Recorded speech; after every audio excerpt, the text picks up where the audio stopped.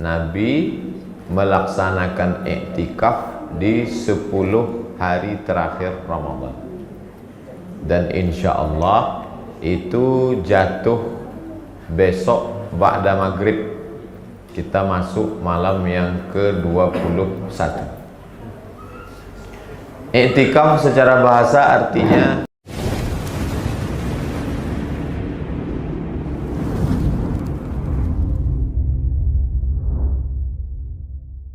Nabi melaksanakan iktikaf di 10 hari terakhir Ramadan, dan insya Allah itu jatuh besok ba'da maghrib.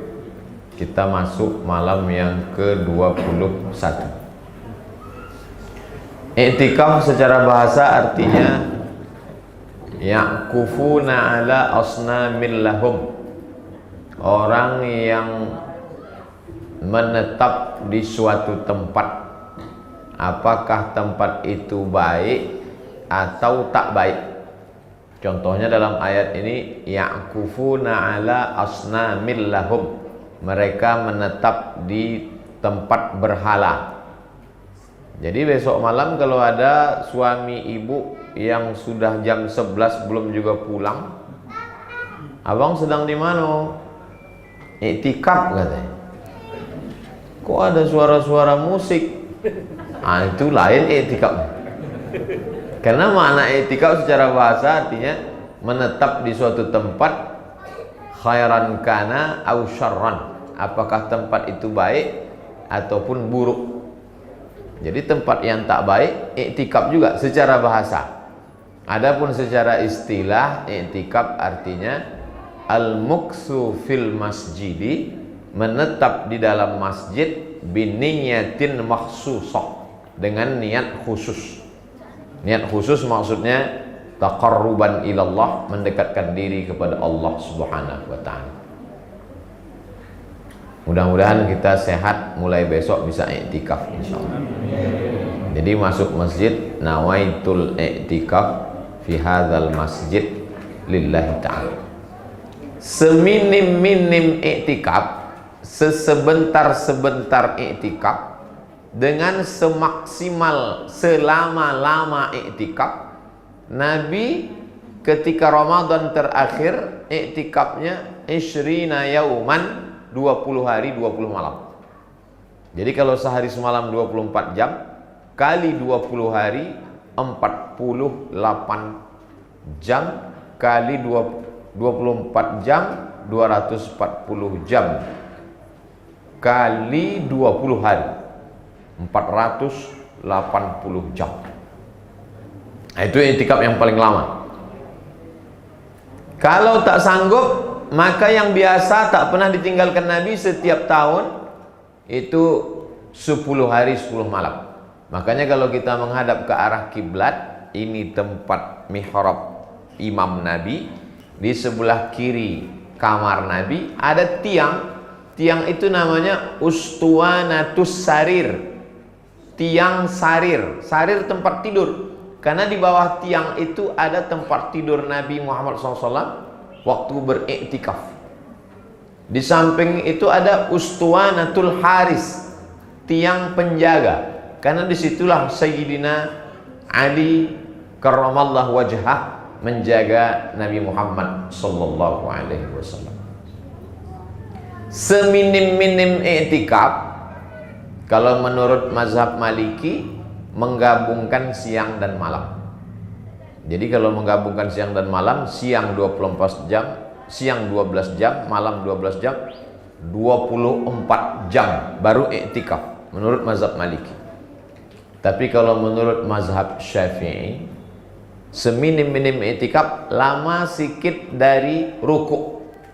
Subhan rabbiyal a'la, subhan rabbiyal azim wa bihamdi, subhan rabbiyal azim wa bihamdi, subhan rabbiyal azim wa bihamdi, subhan rabbiyal azim wa bihamdi. Itu sudah dianggap iktikaf.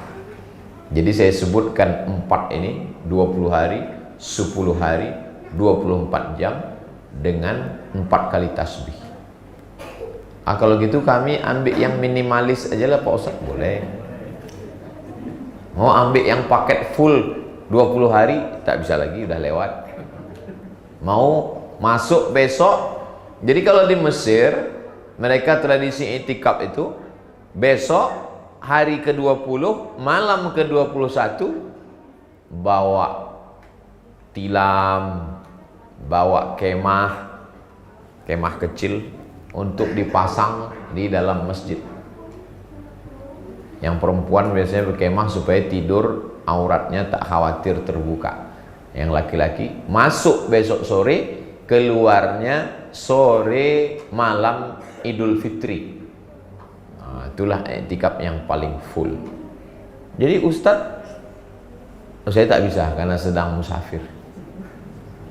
Tapi Bapak Ibu yang mau i'tikaf besok. Tapi di beberapa kota Pak Ustadz ada i'tikafnya, masuknya jam 1 malam, keluarnya menjelang sahur. Itu namanya i'tikaf Batman, i'tikaf kalong. Di Pekanbaru ada pula i'tikaf pakai pembawa acara, pakai protokol. Jam 1 jamaah datang, sampai jam 2 ibadah sendiri-sendiri, masuk tahiyatul masjid, baca Quran, berzikir. Dari jam 2 ke jam 3 tadabbur surat-surat pendek. Dari jam 3 ke jam 4 sholat tahajud dan witir. Dari jam 4 ke jam 4.20 muhasabah dan zikir. Dari jam 4.20 ke jam 4.45 sahur. Lalu kemudian sholat subuh. Habis sholat subuh pengajian sampai waktu isyraq. Habis itu tanya jawab, keluar jam 7, masuk jam 1, keluar jam 7, 7 jam. Boleh, tak masalah. Selama i'tikaf itu wudhu tak batal. Tapi kalau wudhunya batal, dia boleh keluar untuk ambil wudhu karena darurat. Jadi jangan gara-gara kata Ustadz kalau wudhu batal, i'tikaf batal, lalu menahan kentut sampai biru mukanya. Jangan. Nah, jadi tetap melaksanakan i'tikaf. Katanya Pak Ustadz kalau i'tikaf itu maaf cakap, kalau kita berhubungan intim i'tikafnya batal Pak Ustadz. Wala tubashiruhunna wa antum akifuna fil masajid. Janganlah kamu berhubungan ketika kamu sedang i'tikaf di masjid. Ayat ini membingungkan. Masa i'tikaf di masjid berhubungan? Jadi maksudnya itu begini, orang yang berniat i'tikaf 10 hari, besok habis maghrib dia masuk ke masjid, kebetulan rumahnya dekat, rumahnya samping masjid.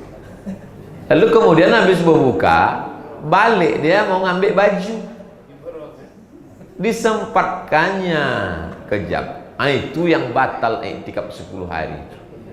Itu maksud ayat itu. Adapun orang yang i'tikaf 7 jam, yang sejam, yang sehari, yang 2 hari, itu intinya i'tikaf itu lama sikit dari rukuk dan sujud sudah i'tikaf. Tapi kalau dia mau berniat i'tikaf 10 hari 10 malam, apalagi sampai dinazarkannya, aku bernazar i'tikaf tahun ini 10 hari 10 malam. Kalau anakku lulus PNS tahun ini, ya Allah aku i'tikaf. Tiba-tiba lulus. Maka selama 10 hari 10 malam dia tak boleh keluar. Keluar dia mengambil pakaian. Karena tak ada yang mengantar, darurat. Dia ambil, boleh ambil. Tapi kalau dia berhubungan, maka batal i'tikaf yang 10 hari 10 malam. Nah, itu. Yang jomblo susah memahami ini, tak usah, ini berat.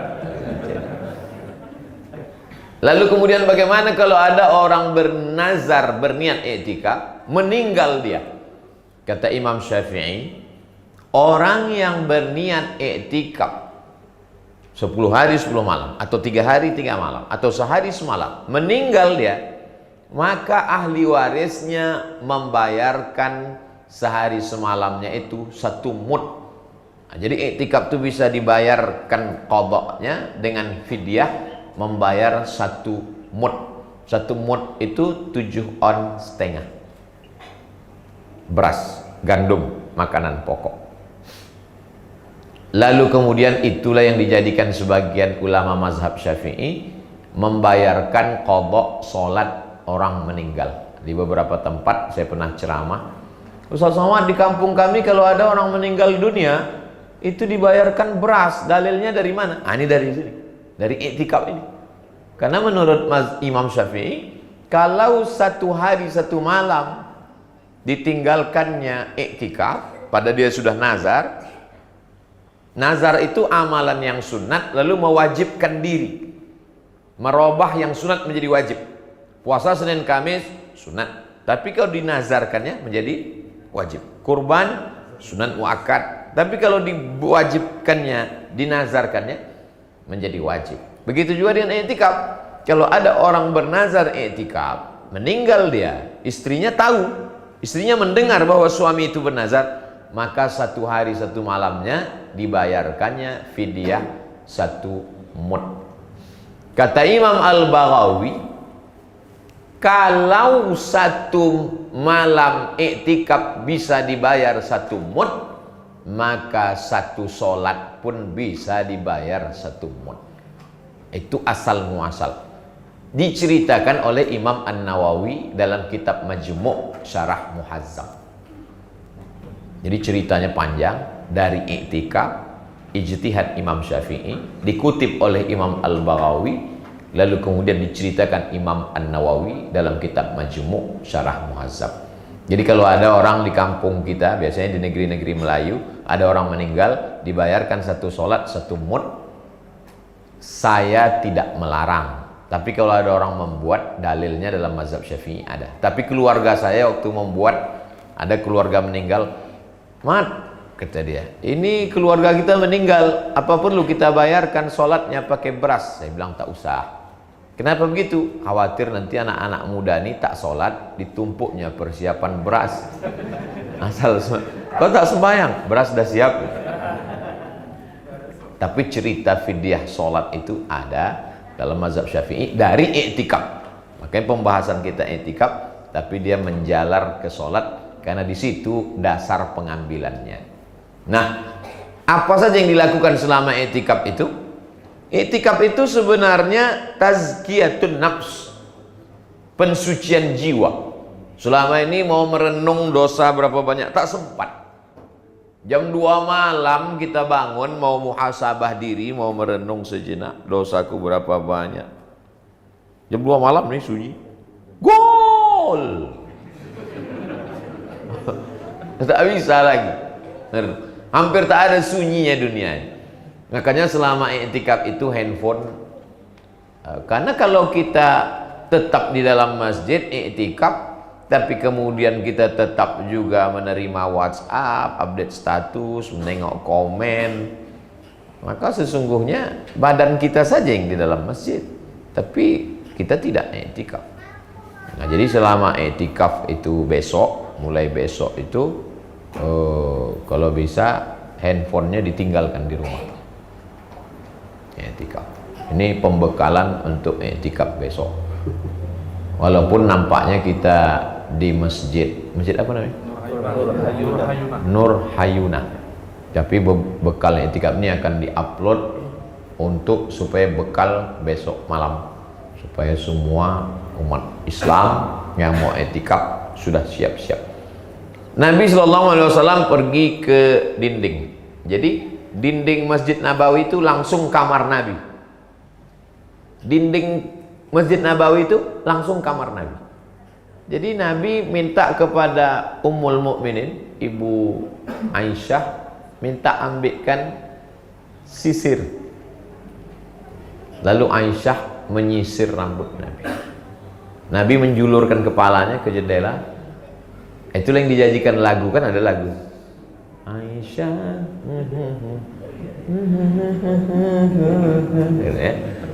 kan ada diceritakan dalam lagu itu bahwa menyisir rambut Nabi, kan?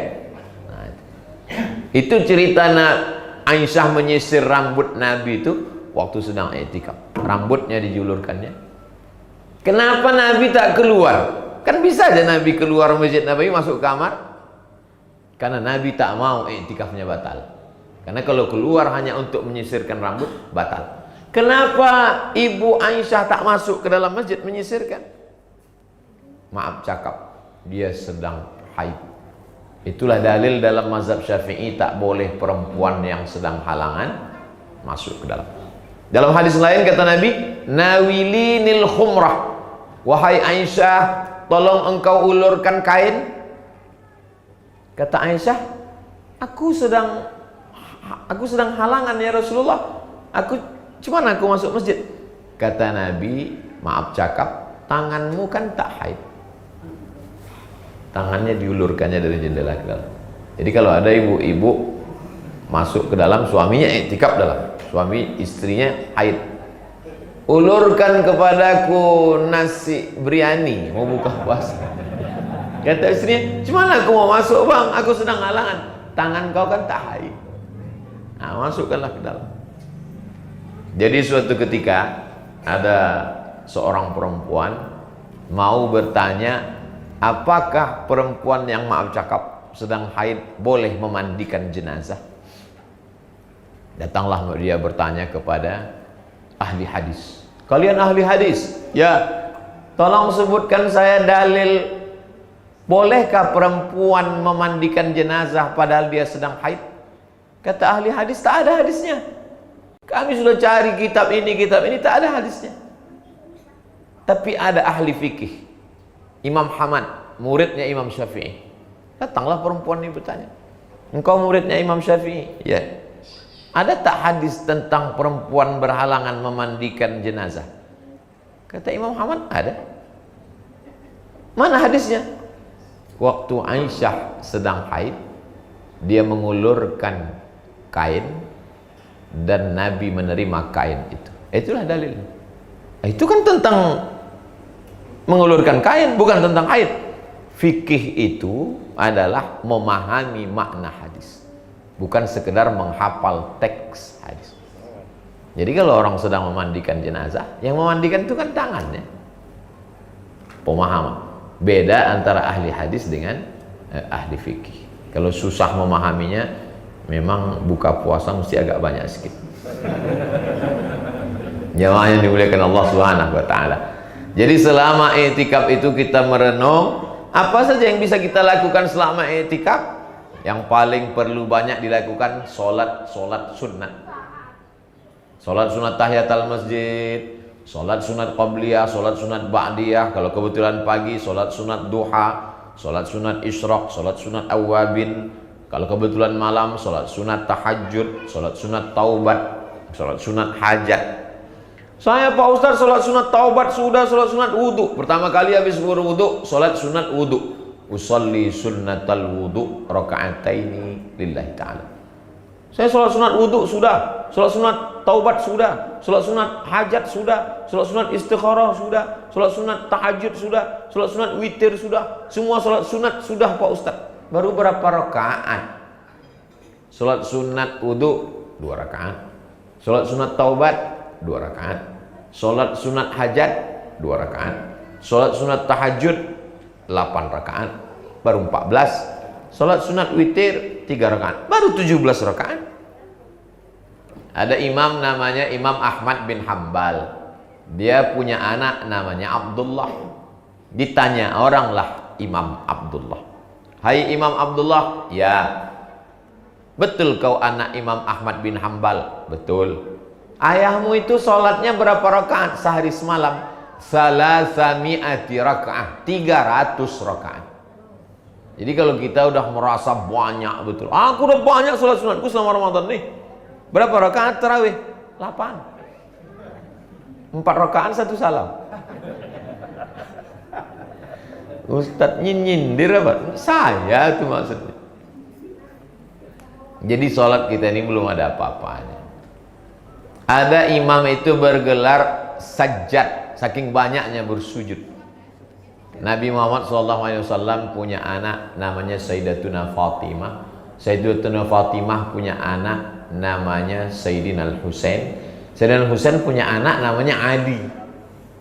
Nama datuknya Sayyidina Ali, nama cucunya juga Ali.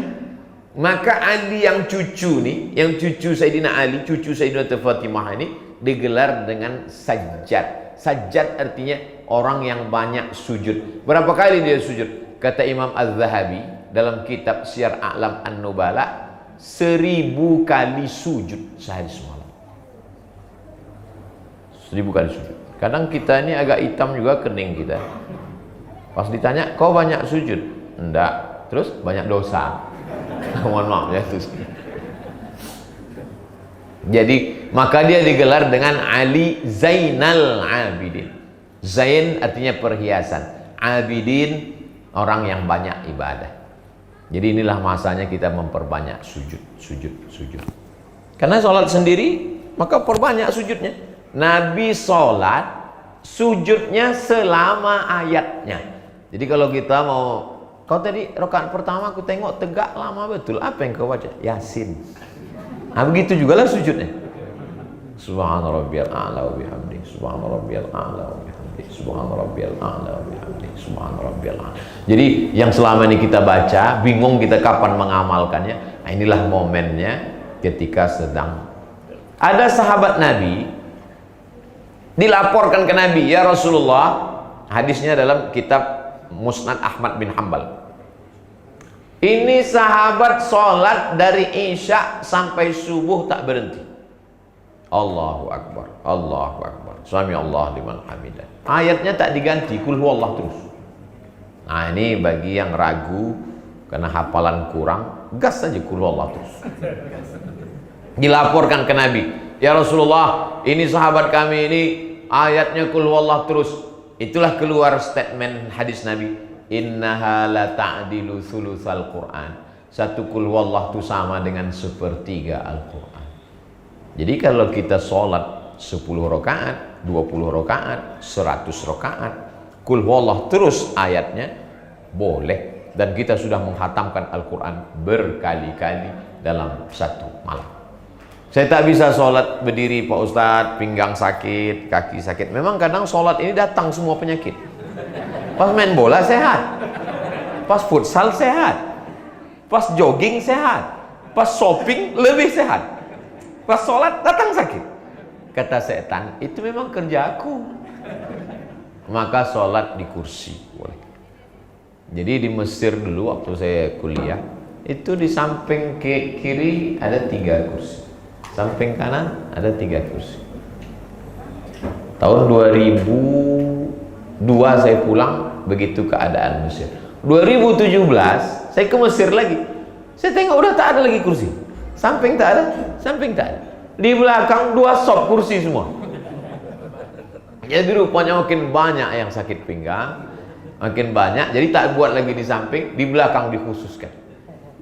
Jadi memang orang-orang tua kita, saudara kita yang sakit, jangan dibiarkan di rumah sendirian. Dulu waktu muda tak pernah ke masjid. Jadi istri-istri yang sehat, biasanya memang yang sakit ini bapak-bapak, ibu-ibu sehat.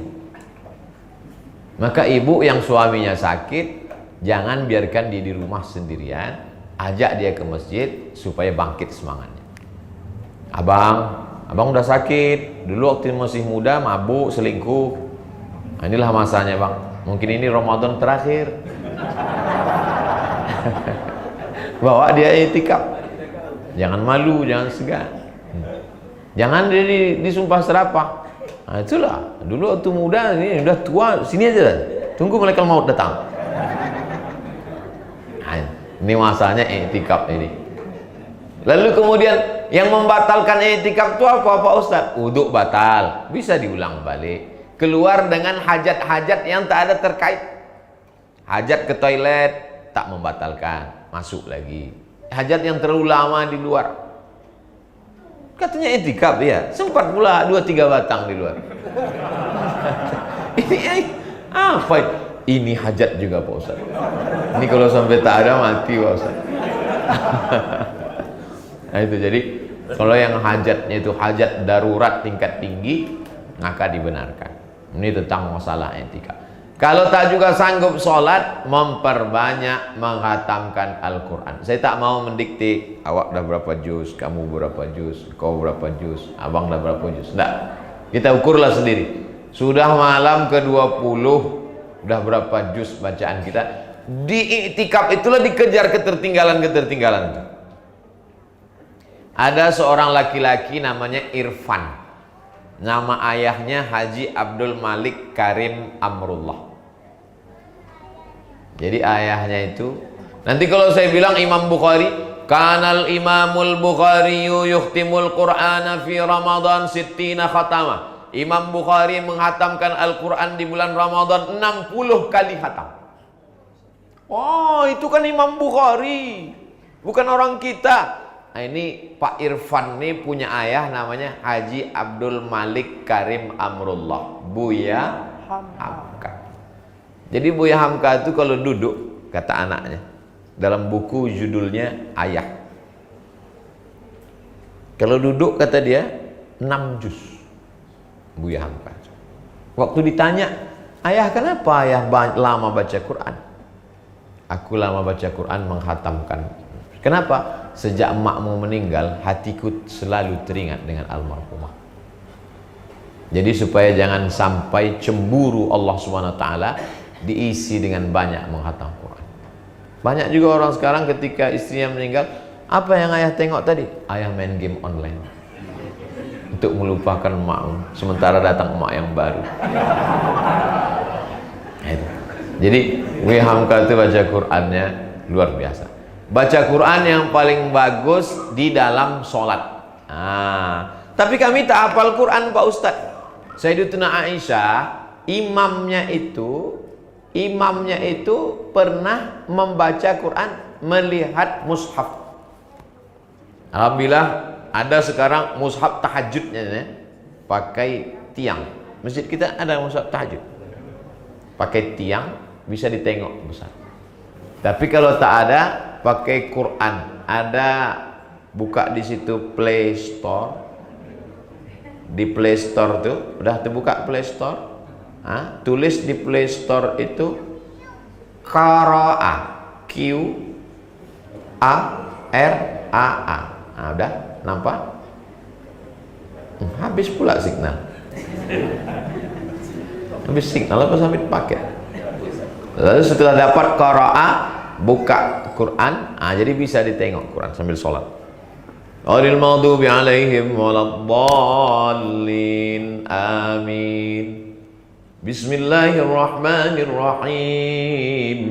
Ya ayyuhalladzina amanu kutiba alaikumus shiyam. Satu halaman, satu rakaat. Jadi kalau 20 halaman, 20 rakaat, satu juz. Hanya saja kalau kita nengok mushaf itu, kalau bisa teleponnya, signalnya dimatikan. Karena kalau hidup nanti masuk.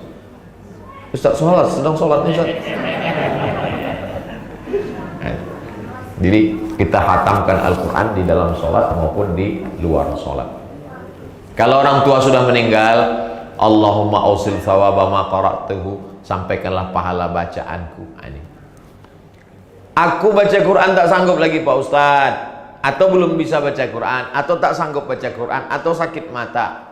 Alternatif yang terakhir, paling tinggi sholat sunat, nomor 2 baca Quran, paling bawah pejamkan mata, zikir, istighfar 100 kali, subhanallah bihamdihi subhanallahil azim 100 kali, sholawat 100 kali, la ilaha illallah 100 kali, 10 kali putaran tasbih itu ujungnya ada 10, 100 kali 10, 1000 kali, la ilaha illallah, la ilaha illallah, la ilaha illallah, la ilaha illallah, la ilaha illallah.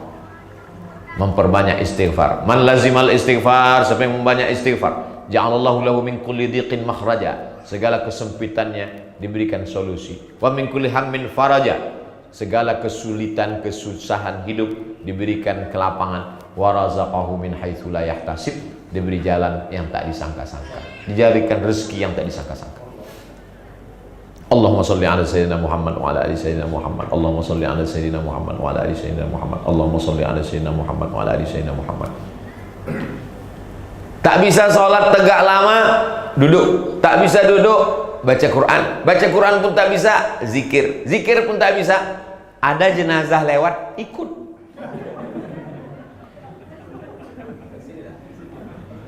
Nampak? Hah? Sebelah. Nampak jenazah lewat, permisi sama keluarganya. Pak, boleh saya ikut? Boleh, ikut. Apa guna hidup ini lagi? disampaikan ke bulan Ramadan, hidup di 10 hari terakhir Ramadan, isilah. Kenapa digas betul ibadah di 10 terakhir ini?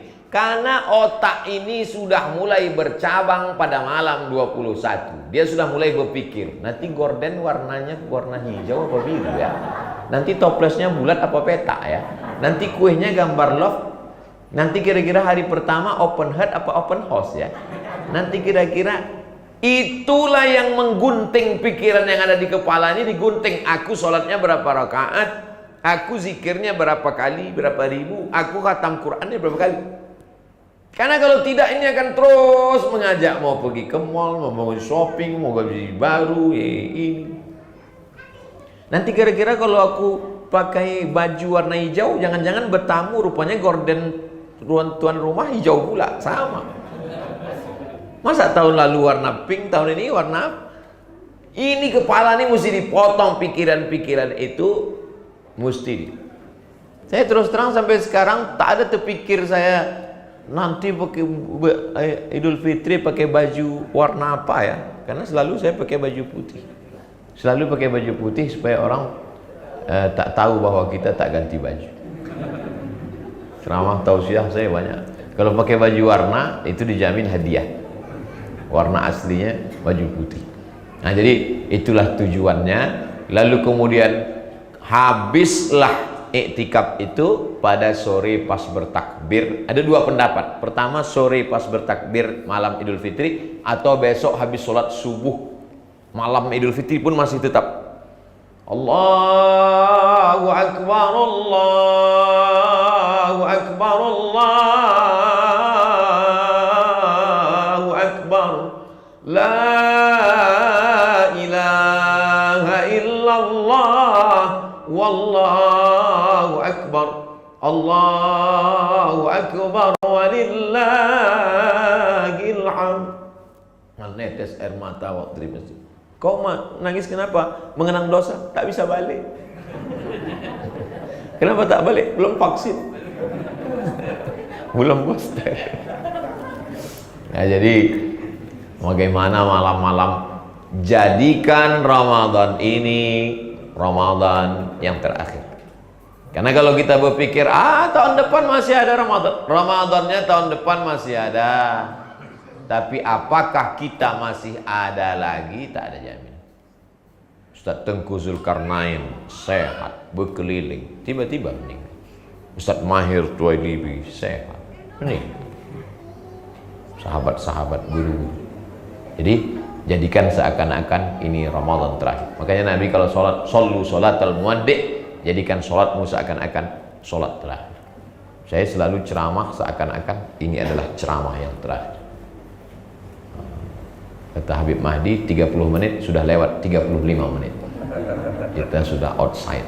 Tapi rasanya sudah saya sampaikan tentang i'tikaf dari A sampai Z. Tentu saja banyak kekurangannya. Mudah-mudahan sebagai bekal besok malam i'tikaf sudah cukup insyaallah. Bagaimana? Siap i'tikaf?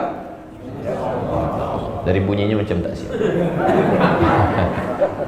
Terima kasih segala perhatian. Mohon maaf segala kesilapan dan kekhilafan. Judul videonya persiapan i'tikaf 10 hari terakhir malam Ramadan 1443 Hijriah. Terima kasih. Aqulu qauli hadza astaghfirullah li wa lakum. Wassalamualaikum warahmatullahi wabarakatuh.